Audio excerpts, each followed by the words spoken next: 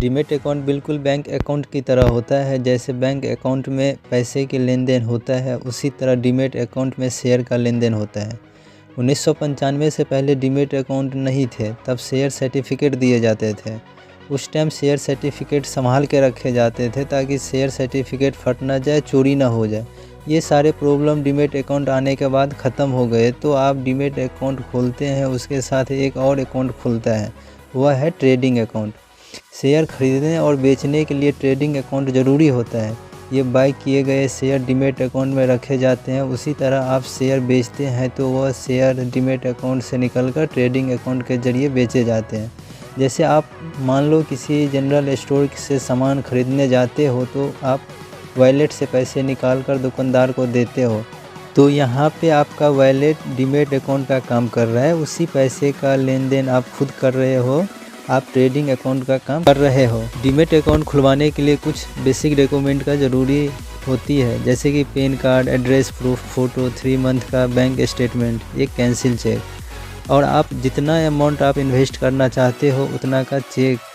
और यदि आप किसी बैंक, SBI बैंक, HDFC और ICICI बैंक के साथ डीमैट अकाउंट ओपन कर रहे हो तो आपको चेक देने की कोई ज़रूरत नहीं होती है। तब आप अपने पैसे सेविंग अकाउंट से डीमैट अकाउंट में बहुत इजी ट्रांसफ़र कर सकते हो। डीमैट अकाउंट खुलते समय कुछ चीज़ों पे ध्यान देना बहुत ज़रूरी होता है।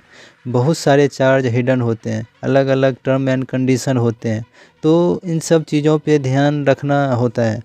बहुत सारे लोग शुरू में इन्वेस्टर होते हैं, बाद में धीरे धीरे ट्रेडर बन जाते हैं। स्टॉक मार्केट में नया होने के कारण ज़्यादा एक्सपीरियंस नहीं होता है, तो सीधे ब्रोकरेज को ही अपना अकाउंट मैनेज करने दे देते हैं। देखो यहाँ पर एक बात ध्यान में रखना, आपकी मेहनत की कमाई की चिंता आपसे ज़्यादा कोई नहीं रख सकता है।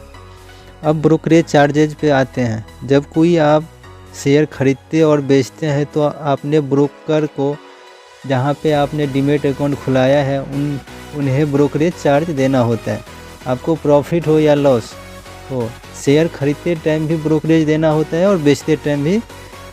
आगे जाके ब्रोकरेज चार्ज टैक्स के बारे में बात करेंगे, तो ये सारे बातें डिटेल्स में समझेंगे। यदि आपको डीमैट अकाउंट में कोई भी कन्फ्यूजन है तो आप कमेंट करके ज़रूर पूछें।